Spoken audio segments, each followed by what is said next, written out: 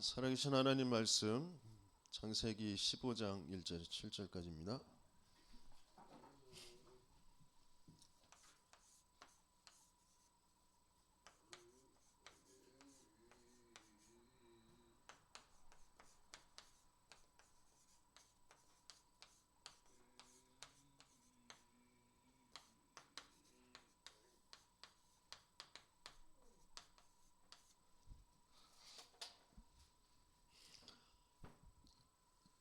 한 목소리 함께 읽겠습니다. 이후에 여호와의 말씀이 환상 중에 아브라함에게 임하여 이르시되 아브라함아 두려워하지 말라. 나는 내 방패요 너의 지극히 큰 상급이니라. 아브라함이 이르되 주 여호와여 무엇을 내게 주시려 하나이까? 나는 자식이 없사오니 나의 상속자는 이 다메섹 사람 엘리에셀이니이다. 아브라함이 또 이르되 주께서 내게 씨를 주지 아니하셨으니 내 집에서 길린 자가 내 상속자가 될 것이니이다. 여호와의 말씀이 그에게 임하여 이르시되 그 사람이 네 상속자가 아니라 네 몸에서 날 자가 네 상속자가 되리라 하시고 그를 이끌고 밖으로 나가 이르시되 하늘을 우러러 무뼈를 셀 수 있나 보라. 또 그에게 이르시되 내 자손이 이와 같으리라. 아브라함이 여호와를 믿으니 여호와께서 그를 그의 의로 여기시고 또 그에게 이르시되 나는 이 땅을 내게 주어 소유를 삼게 하려고 너를 갈대아인의 우르에서 이끌어낸 여호와니라. 아멘.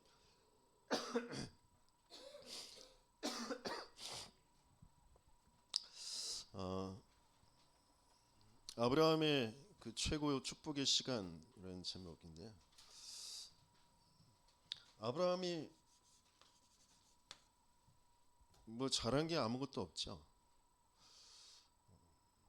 아브라함의 모든 실수, 성공, 어떤 면에서는 지금 14장의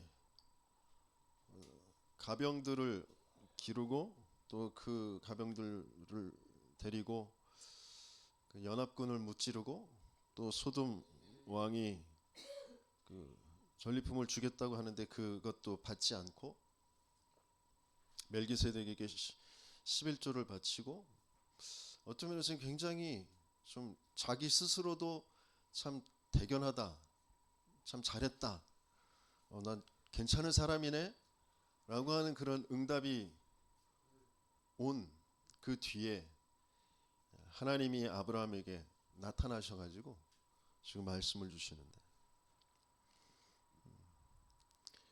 두려워하지 말라 먼저 말씀하시잖아요. 하나님이 나타나신다라는 그 자체가 두려움일 수 있고요. 또 그 하나님 앞에 두려워할 수밖에 없는 그 상태가 이미 창세기 3장에 아담과 하와가 가지고 있었던 그 상태 똑같거든요. 아브라함이 자기 스스로 뭔가 그래도 내가 롯도 떠내보내고 단을 쌓고 하나님 앞에 결단하고 불신앙하지 않기로 결단하고 제대로 예배가 좀 회복되면서 하나님이 하신 역사, 그 14장의 그 역사, 그것이 이제 자기인 줄 알고 있었는데 하나님은 그 상태를 또 바꿔주시는 거잖아요.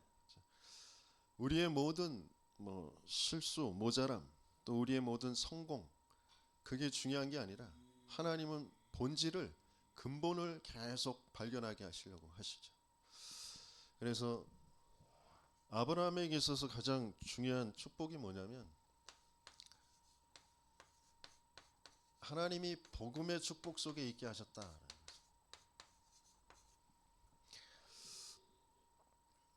인생에 와 있는 그 문제가 근본의 문제. 하나님은 그래서 여기에 근본의 해답을 주시는 거거든요. 우리는 뭐 이것 때문에 저것 때문에 힘들다라고 얘기하지만 어떤 것으로도 행복할 수 없는 창세기 3장의 문제가 우리에게 와 있거든요. 하나님을 떠나서, 하나님을 떠났다라는 건 생명의 그 근본에서 떠났다라는 거죠. 하나님과의 그 관계, 그 생명의 관계, 하나님의 형상대로 하나님이 사람을 창조하셔서 생육, 번성, 충만, 정복, 다스리는 복을 주셔서 우리를 만드셨거든요. 거기에서 떠나버린 거죠. 하나님이 주시는 그 모든 하늘에 속한 신령한 복, 바울은 그렇게 표현했잖아요. 그것을 몽땅 잃어버린 상태잖아요. 그래서 이 땅에서 내가 복이라고 여기는 거, 좋다고 여기는 거에 잡혀서 끌려서 매여서 살아갈 수밖에 없는 그 상태가 됐단 말이죠. 죄라고 하죠. 모든 사람이 죄를 범하였으면 하나님의 영광에 이르지 못하더니, 하나님을 몰라, 하나님을 믿을 수가 없어. 그래서 자기도 모르게 사단에 잡혀서 살아가게 되어져. 사단이 준 그 거짓말, 거짓을 말할 때마다 제 것으로 말하는 그 거짓말쟁이 거짓의 압이 그 사단의 거짓말에 완전히 잡혀 있는 거죠. 네가 하나님처럼 되는 거야. 네가 선악을 분별하며 하나님처럼 되는 거야. 거기에 완전히 잡혀 있는 그 상태. 내 근본이 하나님 떠난 지옥이고 사망이고, 그죠? 완전히 흑암 속에 있다라는 것을 알 수도 없는 그런 상태.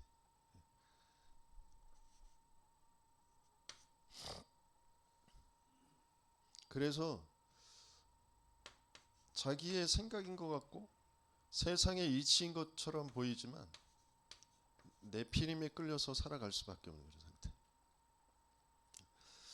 그 마음의 생각, 그 계획이 항상 악할 수밖에 없는 죄악이 관영한 그런 세상에서 하나님을 모르는, 하나님을 믿지 않는, 그래서 내가 맞다고 여기는 그걸 계속 추구하면서 살아가는, 근데 거기에서 뭔가 응답이 왔다, 거기에서 뭔가 좋은 것이 온 것처럼 보이는 용사, 명성 있는 자가 된, 그걸 좋아서 그걸 쫓아서 살아갈 수밖에 없는 그 상태.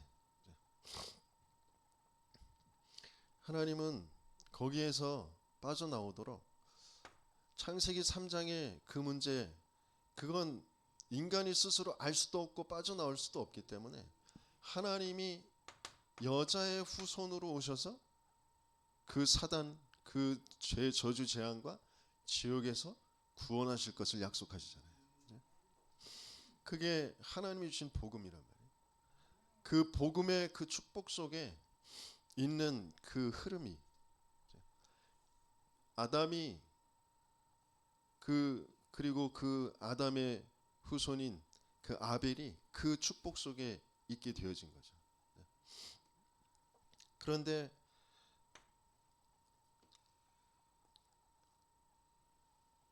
그 흐름 속에서 또 계속 세상은 자기 나름대로 좋다고 여기는 거 그거 가지고 살아가는데, 하나님은 노아를 택하셔서 방주를 만들라, 너를 위하여, 자녀들을 위하여 생명을 보존하기 위해서 방주를 만들라고 하십니다.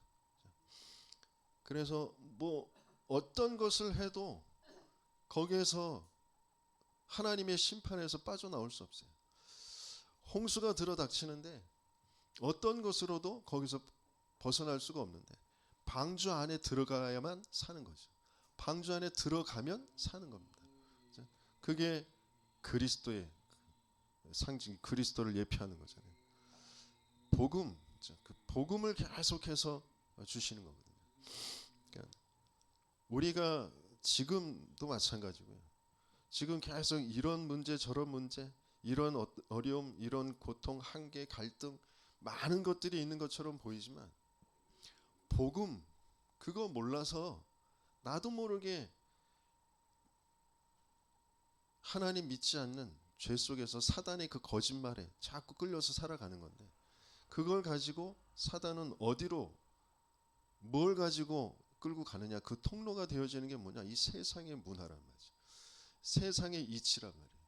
세상의 사람들은 뭔가 나보다 내 문제를 안 가지고 있는 것처럼, 돈에 문제가 없는 것처럼, 그리고 뭔가 뭐 사람의 그 관계에서도 뭐 괜찮은 것처럼, 그래서 행복한 것처럼 보이는 그런 것에 자꾸 속아서 끌려서 살아가도록 되어져 있단 말이에요. 아니, 모든 사람이 죄를 범하였습니다. 그리고 죄악의 관영에서 모든 사람의 마음의 생각의 계획이 항상 하나님과 안 맞을. 그래서 하나님은 그것을 심판하시잖아요.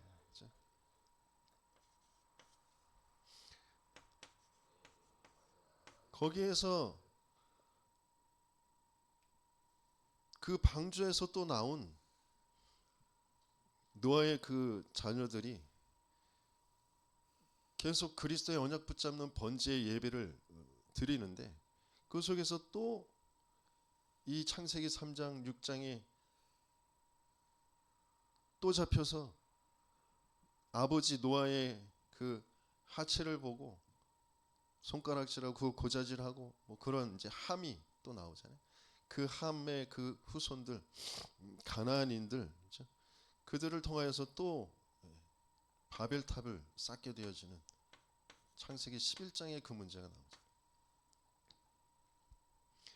우리가 우리 힘을 합쳐서 더 좋은 뭔가 과학, 문명, 기술, 이론, 지식, 그런 사람들의 그런 힘, 이런 거를 합쳐가지고 우리가 좋은 세상을 만들어 보자. 높은 그런 탑을 쌓는 그런 바벨탑을 쌓게 되어지잖아요. 그래서 하나님은 그 바벨탑을 무너뜨리고 사람들을 흩어버리죠.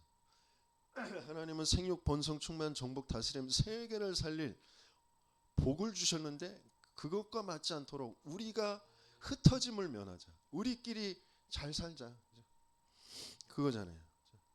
계속 사람들은 내 가족, 내 새끼, 내 조직, 내 민족, 거기에 계속 잡혀서 살아가거든요. 하나님은 그걸 계속 깨버리시죠.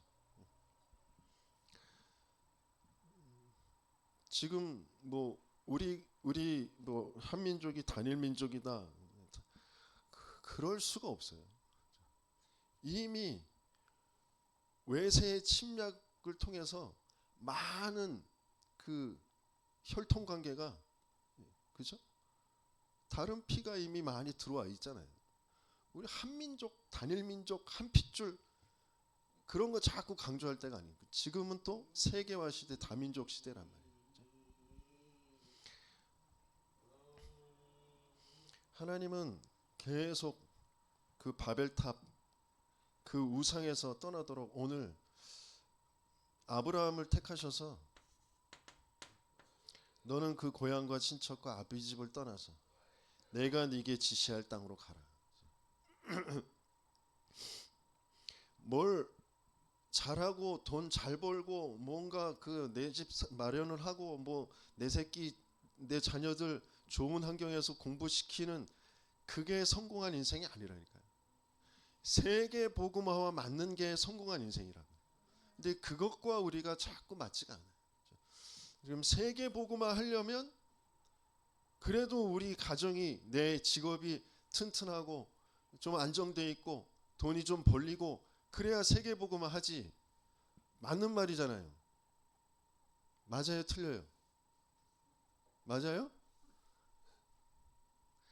그러니까 그게 우리 세상에서 지금까지 살아왔던 나의 상태란 말이에요.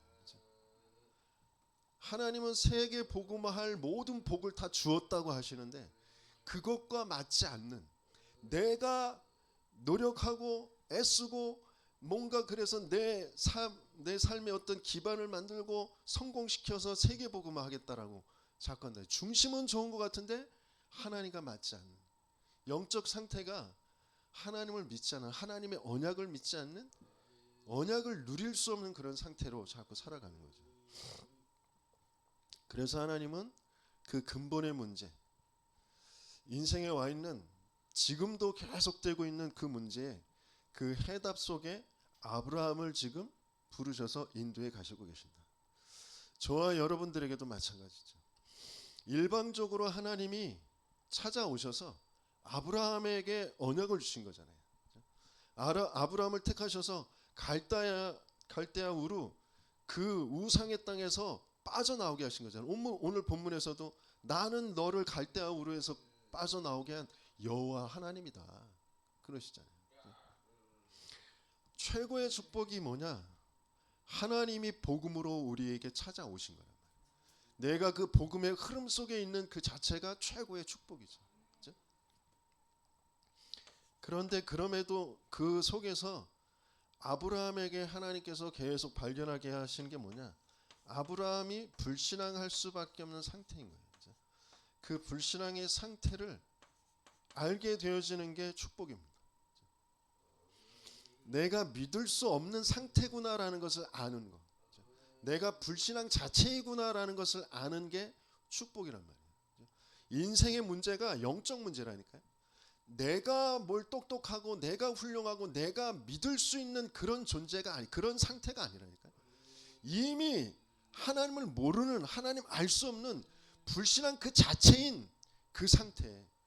그게 창세기 3장, 6장, 11장의 그 문제란 말이에요. 그게 이미 내게 와져 있는 문제란 말이에요. 그런 나의 상태를 알게 하시고 그래야 이게 나에게 맞아지는 그 축복을 하나님께서는 주시려고 하시는 거잖아요.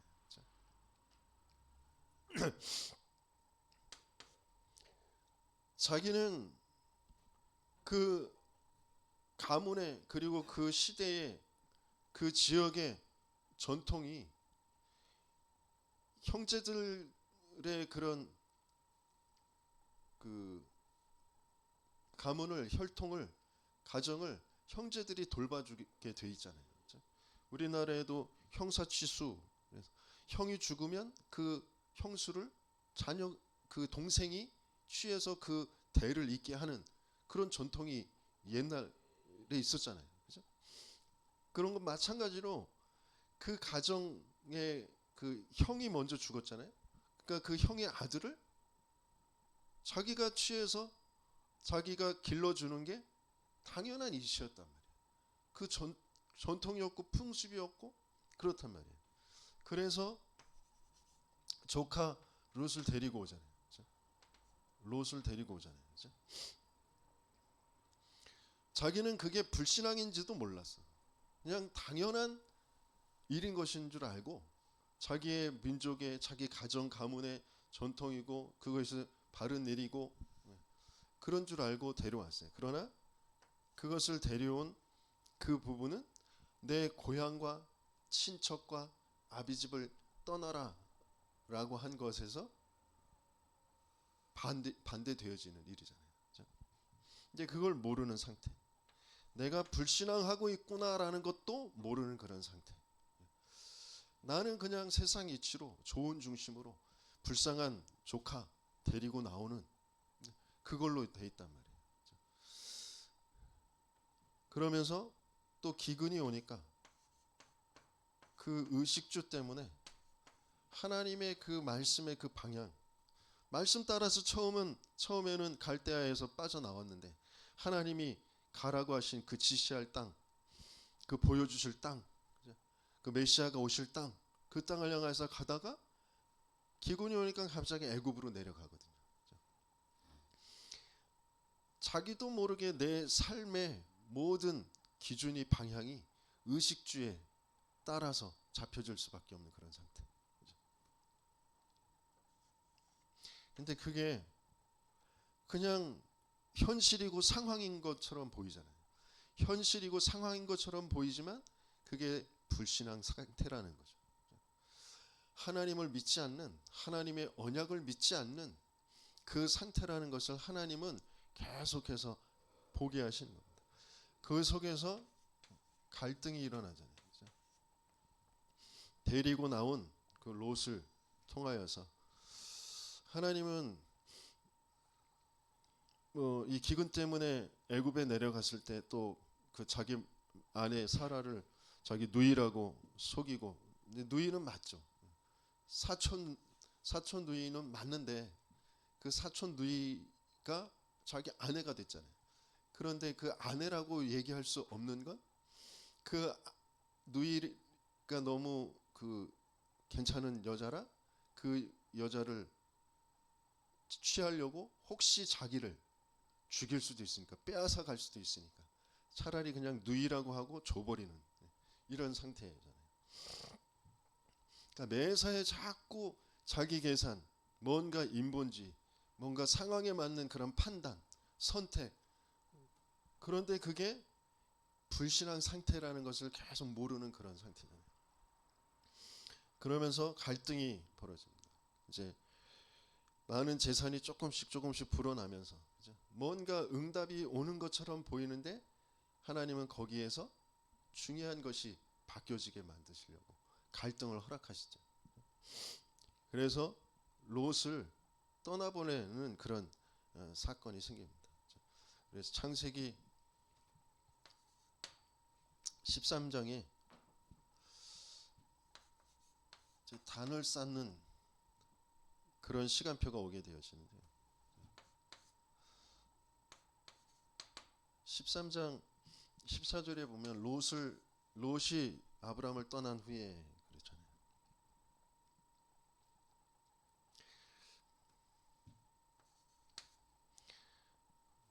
그러면서 15절부터 17절까지 보면 하나님이 아브라함에게 동서남북을 봐라. 내가 너와 네 자손하고 영원히 함께 할 것이고 이 땅을 영원히 줄 것이다 라고 약속을 하십니다.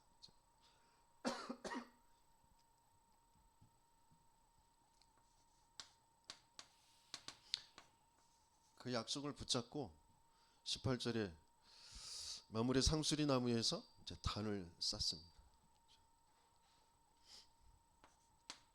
그러고 나니까 14장에 그런 응답이 이제 오게 되어지죠.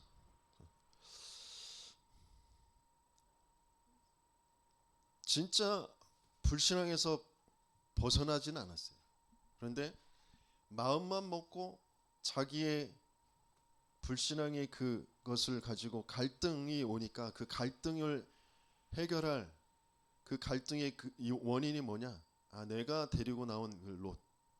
이게 하나님과 맞지 않는구나. 하나님이 원하시는 바가 아니구나. 그것 조금만 알아차리고 거기에 결단하고 떠나보낸 후에 하나님이 약속하신 그 약속. 처음부터 자기를 부를 때부터 너로 큰 민족을 이루고 너의 씨로 말미암아 열방이 복을 받게 할 것이다라고 하시는 그 약속. 그거 붙잡고 기도 조금 했는데 하나님은 거기에 응답을 주시잖아요.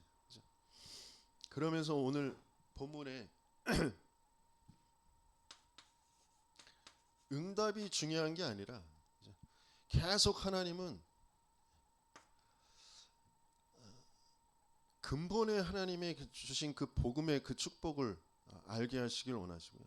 언약의 축복을 붙잡게 하시길 원하세요.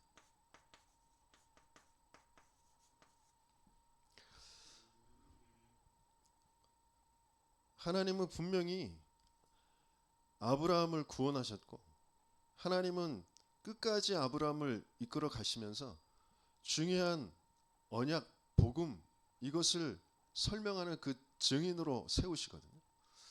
저와 여러분들에게도 마찬가지입니다. 저와 여러분들은 하나님은 구원하셨는데 그 구원이라는 것이 얼마나 크고 놀라운 것인지, 얼마나 영원한 그 축복 속에 모든 것이 되어지는 것인지를 알도록 거기에 증인이 되어지도록 계속 인도해 가시고 계신 줄 믿습니다. 그래서 순간 사람들은 자꾸 속게 되어지는 게 내가 가지고 있는 불신앙인 줄 모르고 내가 불신앙 상태인 줄 모르고 뭔가 실패라는 것에 잡히고요. 뭔가 응답이라는 것에 자꾸 잡혀서 그걸 자꾸 추구하고 거기에서 벗어나려고 몸부림치고 그런 상태로 자꾸 가거든요. 하나님은 우리에게 찾아온 응답이 하나님이 주시려고 하시는 게 아니라 근본을 하나님은 찾게 하시길 원하시는 거죠. 그죠? 아브라함에게 오늘 본문에 뭐라고 말씀하셨냐면 여호와의 말씀이 아브라함에게 임하였다 그랬잖아요. 그러니까 아브라함에게 지금 언약의 그 축복의 가장 중요한 부분은 뭐냐면 관계가 바르게 누려지는 것이죠. 그죠? 아브라함이 찾아간 게 아니라 여호와 하나님이 1절에 보니까 여호와의 말씀이 환상 중에 아브라함에게 임하여 그랬잖아요. 그죠? 하나님의 말씀이 아브라함에게 임하였다. 그죠?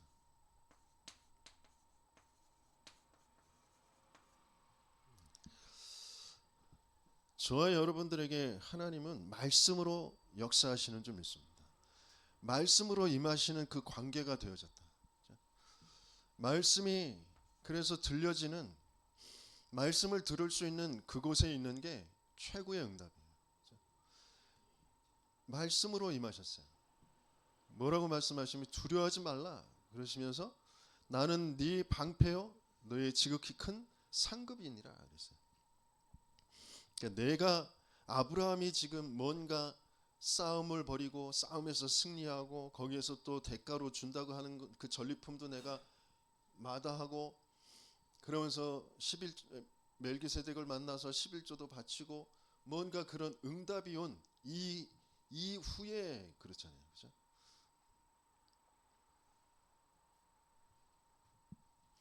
내가 너의 방패고 내가 너의 지극히 큰 상급이다.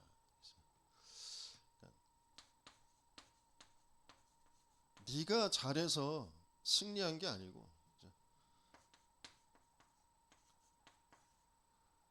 그리고 뭔가 전리품 그게 응답이 아니고 네가 나를 부자로 만들었다고 할 것 아니냐 그래서 나 그거 안 받는다. 그게 좋은 중심인 것 같은데 진짜 근본 너에게 전리품도 네가 부자 되는 것도 그 어떤 것도 너에겐 상급이 아니 내가 너의 상급이다. 그 본질 근본을 하나님은 계속해서 회복하도록 그 말씀을 계속 주시고 계십니다. 솔직히 우리가 이 땅에서 살아가면서 세상을 살아가면서 좀 힘들잖아요. 뭐가 힘드냐? 돈이 제일 힘들잖아요. 그죠? 그래서 그것 때문에 내가 시달리는 것처럼 그것 때문에 다른 사람들 앞에 조금 뭔가 주눅들고 부끄럽고 아쉬운 소리 해야 되는 그런 상황 뭐 여러 가지 그런 것들이 나에게 자꾸 상처로 뭔가 그 눌림으로 찾아오잖아요. 근데 근본적으로 내가 하나님을 누리는 그 축복의 시간이 없구나. 그 축복이 없구나 내게. 그게 정말 발견되어져야 되거든요. 반대로 진짜 내가 하나님이 바르게 근본적인 하나님과의 그 관계가 바르게 되어지면 하나님은 약속하신 대로 뭐라고 말씀하셔요?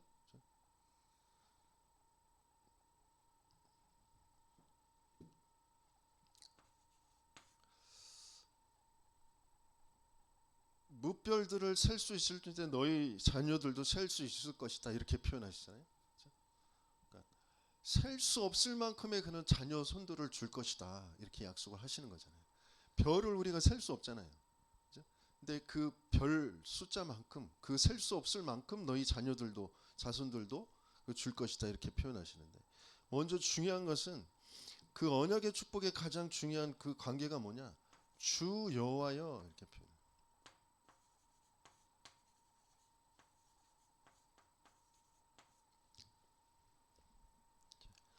정말 나의 주, 나의 하나님. 그 관계가 바르게 회복되어지는 저와 여러분들 되시기 예수님을 축원합니다. 진짜 어떤 것도 내게 응답이 아니고 어떤 것도 내게 두려움이 아니고 주 여호와가 나의 방패가 되죠. 하나님이 성삼위 하나님이 나의 방패시고 성삼위 하나님이 나의 상급이 되어 그래서 나의 주인으로 계신 그분께 내가 기도할 수 있는 그 자체가 최고의 응답이고 축복이다.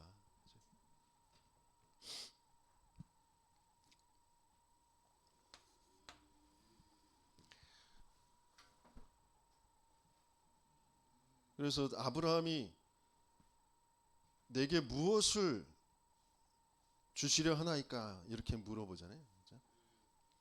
그러면서 아직 이 상태가 완전히 바뀌어진 상태가 아니기 때문에 하나님은 분명히 자식을 통하여서 내 자식을 통하여서 열방이 복을 받게 할 것이다. 큰 민족을 이룰 것이다 라고 약속하셨는데 내겐 자식이 지금 없어요. 솔직히 지금 자기의 상태가 그냥 드러나도록 하나님 앞에 말하잖아요. 난 지금 자식이 없어요. 그래서 지금 내게 같이 있는 이 다메섹 사람 엘리에셀 그게 나의 상속자가 되는 것 아닙니까? 이렇게 물어보잖아요. 그러니까 하나님이 그 사람이 네 상속자가 아니고 네게 씨를 네 상속자가 네 몸에서 날 자가 네 상속자가 되리라 그랬어요. 그러면서 밖으로 이끌어 가십니다. 지금 아브라함은 자기가 내게 어떤 응답을 주시겠습니까? 그것을 이제 질문을 하잖아요. 근데 하나님은 아브라함이 생각지도 못한 어마어마한 그 응답을 축복을 약속을 주십니다. 내 몸에서 자손을 주실 것이다 라고 약속하고요. 아브라함은 자꾸 현실 그 속에서 막 투정하고 나는 자식이 없습니다. 그러니까 이 엘리에셀이 내 상속자가 될 것입니다. 뭐 이러는 거예요. 근데 하나님은 내 몸에서 날짜가 내 상속자가 될 것이다. 그러면서 밖으로 데리고 나가셔서 하늘을 우러러 무뼈를 셀 수 있나 보라. 또 그에게 이르실 때 내 자손이 이와 같으리라 그랬습니다. 그럴 때 아브라함이 여호와를 믿으니 여호와께서 이를 그의 의로 여기시니라 그랬어요. 자손의 약속을 주셨는데 그 자손의 약속을 약속하신 그 하나님을 믿어요. 그러니까 하나님이 그걸 의로 여기셨다 그랬어요.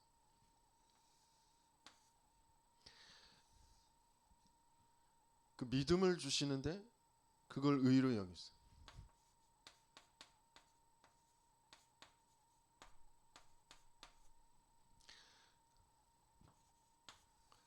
그러면서 또 어떤 약속을 주세요? 7절에 보니까 또 그에게 이르시되 나는 이 땅을 네게 주어 소유를 삼게 하려고 너를 갈대아인의 우르에서 이끌어낸 여호와니라. 땅을 주시겠다고 약속하십니다. 처음 부르실 때도 뭐라고 그래요? 내게 보여줄 땅으로 가라 그랬어요. 그죠? 그러면서 롯을 떠나보낸 뒤에도 분명히 말씀하시잖아요. 땅을 자손 연결시켜서 영원히 너와 네 자손들에게 줄 것이다 라고 약속하십니다. 그러면서 오늘 읽었던 7절의 말씀에서도 이 땅을 내게 주어 소유로 삼게 할 것이다.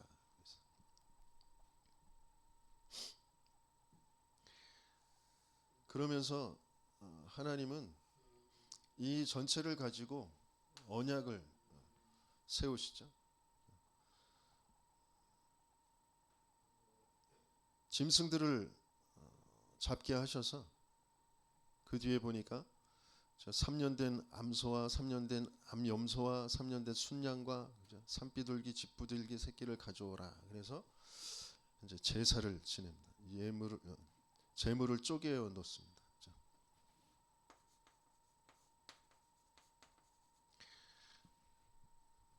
그 재물을 쪼개어 놓은 걸 언약이라고 합니다. 베리트라고 합니다.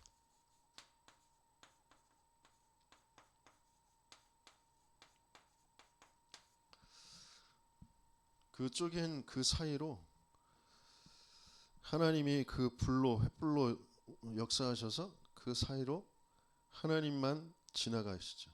그래서 계약 당사자, 약속의 당사자가 하나님이 되십니다. 그 재물을 쪼개는 이유는 이 약속을 어길 시에는 쪼개질 것이다, 죽음을 당할 것이다, 그런 의미를 가지고 있는 거죠. 그러면서 그 뒤에 보면 이제 새를 쪼개지 않거든요. 그래서 어떤 사람들은 새를 쪼개지 않았기 때문에 그래서 400년 동안 이방의 객이 되고 노예가 돼서 고통을 당한다 이렇게 표현했는데,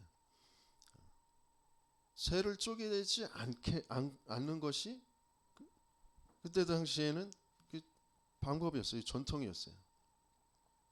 그래서 새를 쪼개지 않은 게 문제가 아니고, 하나님은 일부러 애굽에 보내셔서 거기에서 애굽 속에서 이스라엘 백성을 만드시는, 그 보호하시는 그 역사를 약속을 하신 거예요. 그래서 뭐가 되게 하시냐면 그 안에서 이스라엘 백성들이 안전하게 자손이 번창하도록 하나님께서는 거기에 보내신 거죠. 그래서 400년 동안 이방에 개입됐다가 거기에서 많은 재물을 가지고 나올 것이다. 이미 아브라함에게 약속하신 게 이루어지는 거거든요. 그런데 문제는 뭐냐면 거기에서 노예처럼 살아가는 게 문제란 말이에요. 노예로 살아가는 게 문제예요.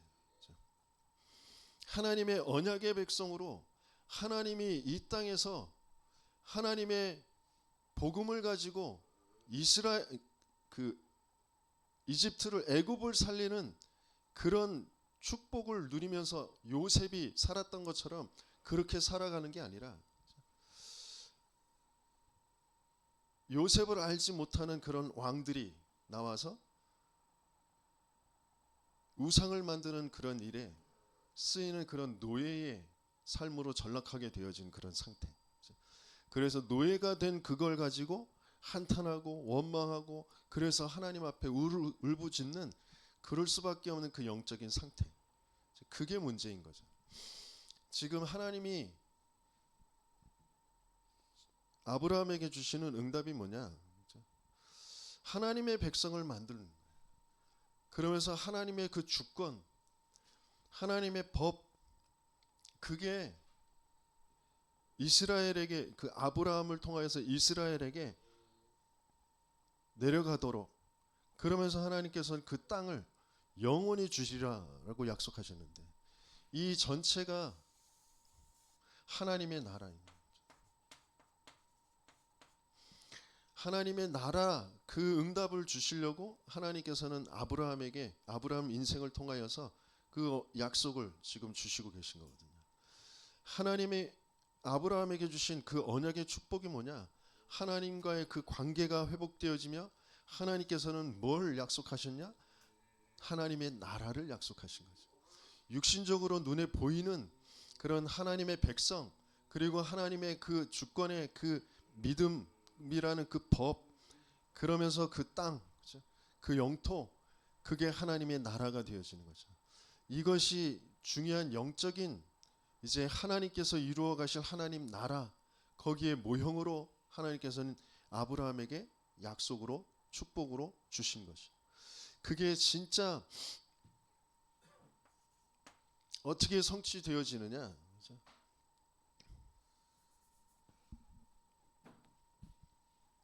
아브라함의 그런 힘과 능력으로 하나님의 나라를 이룰 수 있는 게 아니잖아요. 그래서 하나님은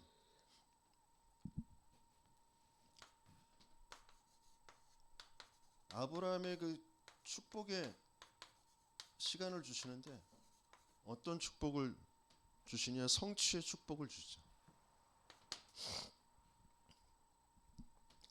그래서 많은 민족을 이루게 하겠다고 약속하셨는데 불신앙 속에서 사라가 하갈을 아브라함에게 들어가게 해서 아브라함을 하갈에게 들어가게 해서 이제 자식을 이제 낳잖아요. 나는 이제 경수가 다 끊어졌고 아이를 낳을 수 있는 상태가 아니다. 그래서 내 소유 하갈에게 당신이 들어가서 아이를 낳으면 그 아이가 내 아이다. 내 소유 안에서 이루어지는 거니까 내 아이다. 합리적이고 논리적으로 맞는 것처럼 인본주의로 써서 하갈을 통하여서 이제 이스마엘을 낳게 되어지는데 그런 실수를 통하여서도 하나님은 많은 민족 낳게 되어지는 그런 아브라함의 그런 축복 그것을 성취해 가시는 거죠. 그러면서 이것 때문에 하나님은 한 13년 시간을 아브라함에게 나타나시지 않으시고 99세가 돼서야 하나님은 이제 아브라함에게 나타나셔서 나는 전능한 여호와 하나님이다. 그러시면서 아브람이라는 이름에서 아비라는 이름에서 아브라함 모든 사람의 아버지 열국의 아버지라는 그런 이름으로 바꿔주시잖아요. 하나님이 일방적으로 아브라함을 부르셔서 계속 복음이 아니면 안 되는 인생 그 인생이 어떻게 선택하고 어떻게 살아가고 있는지 그것을 보게 하시면서 그 상태가 어떤 상태인지를 알게 하시면서 그것을 바꾸시는 하나님의 역사. 그래서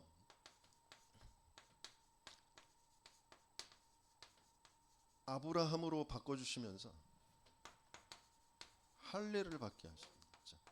언약의 징표라고 하시면서 남자의 그 생식기 그 표피를 잘라서 그 할례를 하게 되어지는데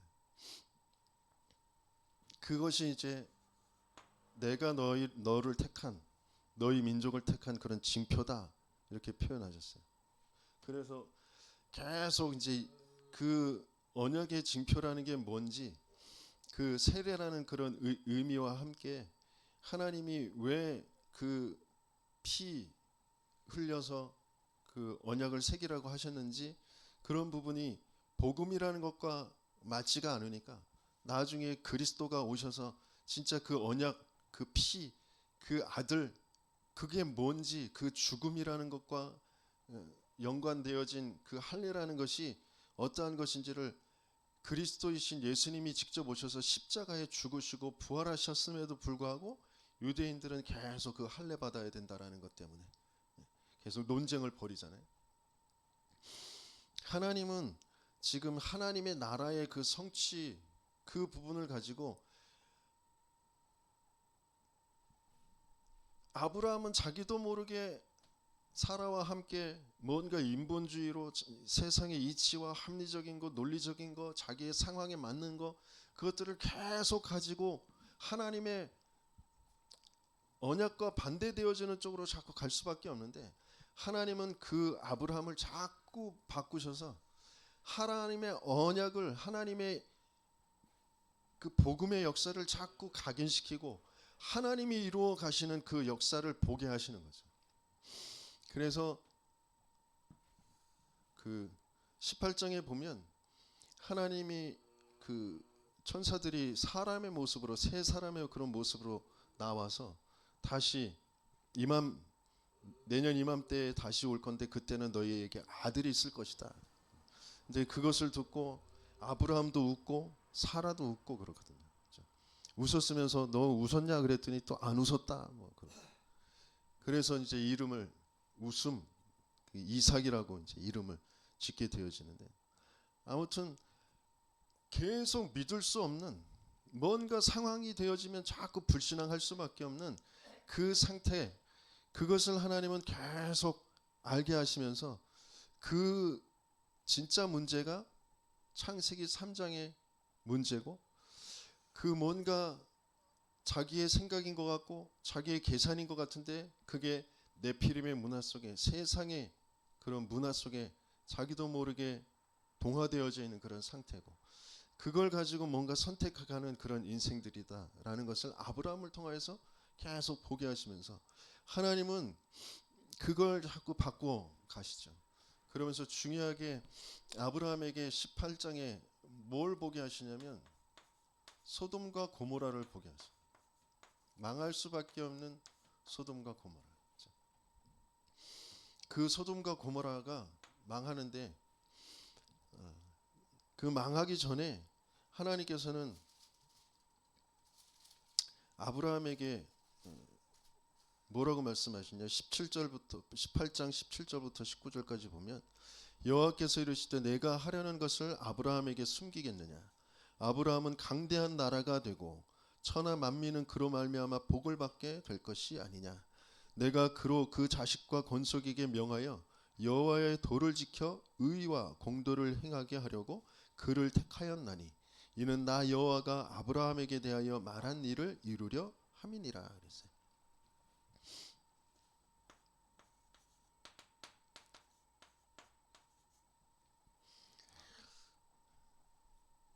하나님이 아브라함을 통하여서 이루실 일, 그것을 알게 하시니까 아브라함이 소돔과 고모라를 향하여서 하나님 앞에 기도합니다. 의인 50명만 있으면 멸하시지 않겠습니까? 그렇겠다. 그랬더니 다시 돌이켜서 45명이면 그래 좋다. 또 다시 돌이켜서 40명이면 그래 좋다. 다시 아브라함이 찾아와 다시 30명, 20명, 10명까지. 근데 의인 10명이 없어서 소돔 고모라가 망하게 되었죠.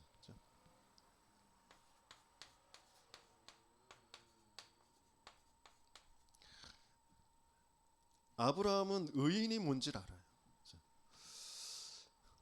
자기가 계속 자기 생각인 것 같고 현실인 것 같고 그런 것 속에서 막 말하다가 여호와 하나님이 믿어졌어. 하나님의 말씀이 믿어졌어. 그때 하나님이 자기를 의로 여겼다. 그 의가 뭔지를 알았거든요. 그 의인이 지금 소돔 고모라에 없다.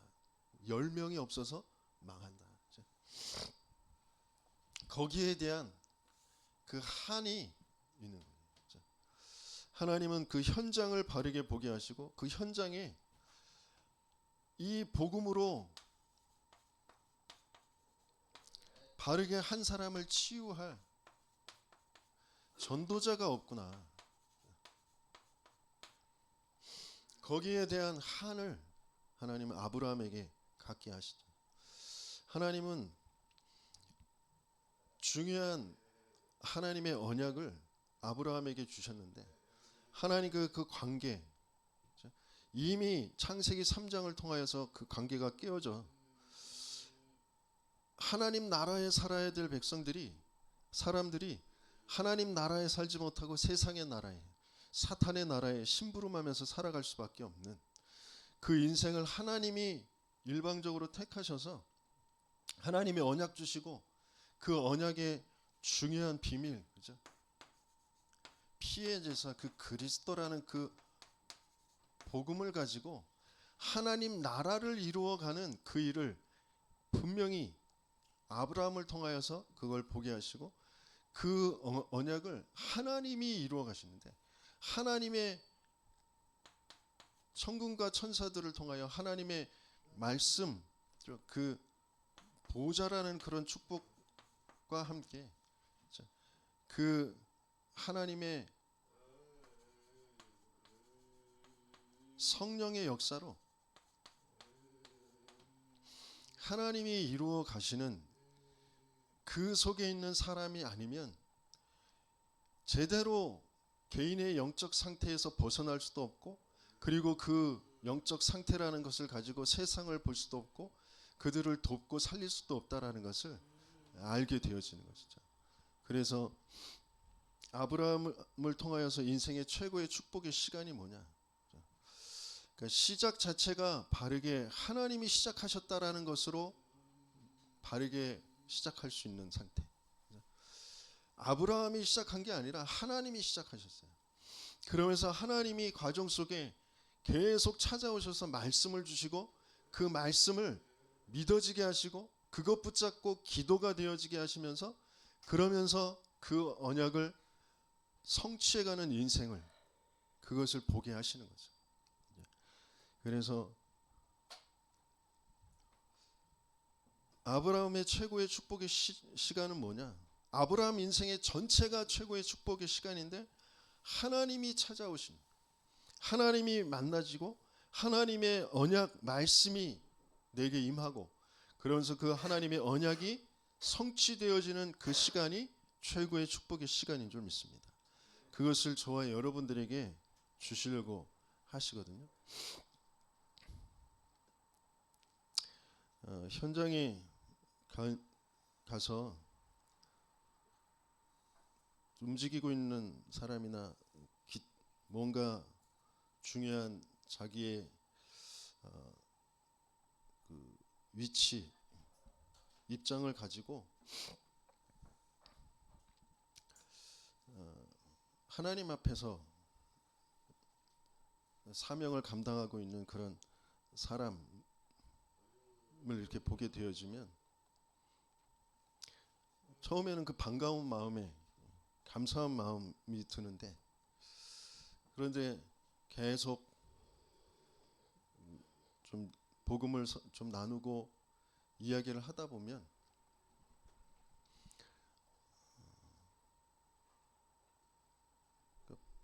복음이 너무 오래도록 틀린 복음으로 각인되어지고 뿌리내려져 있는 것 때문에 당연히 그 맞는 말인 것처럼 합리적인 말인 것처럼 사람의 도리, 사람의 이치인 것처럼 되어져 있는 그 사상에서 이념에서 어떤 이론에서 벗어날 수 없는 거기에 자꾸 말씀이라는 것을 덮어서 그걸 주장하고 있는 그런 상태를 이제 보게 되어지는데요. 그러면서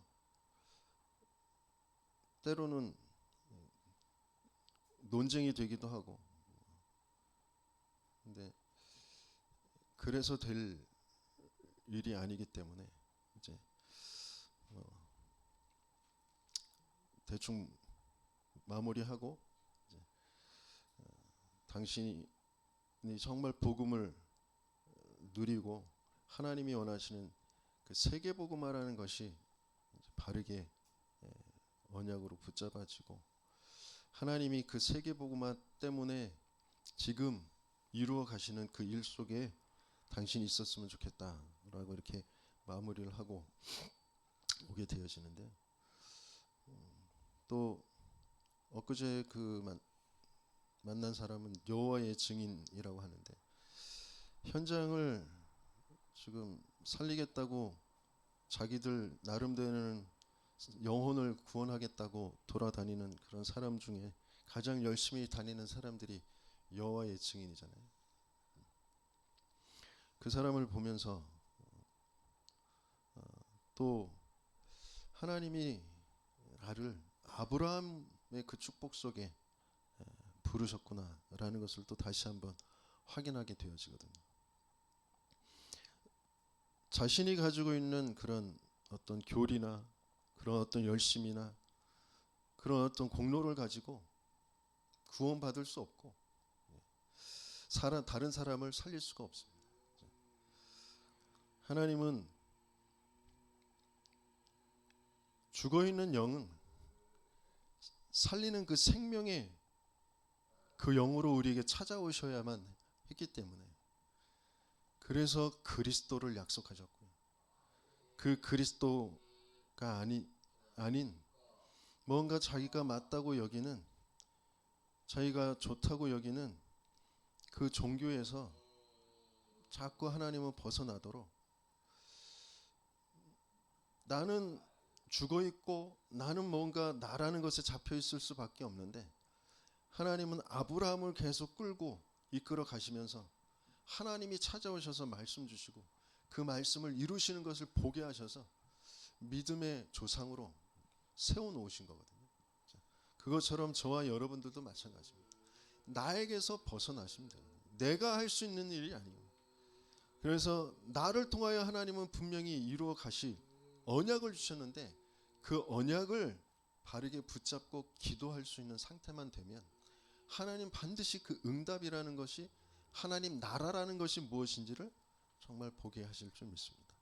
그래서 올해 계속해서 전도자를 통하여서 최고의 축복의 시간, 아침, 낮, 밤, 그 시간인데, 우리의 근본의 그 본질의 중요한 시작과 가정과 그리고 마무리가 정말 올바르게 되어지는 그런 응답을 받게 되어지기를 주님 축원합니다. 주신 말씀 붙잡고 기도하도록 하겠습니다.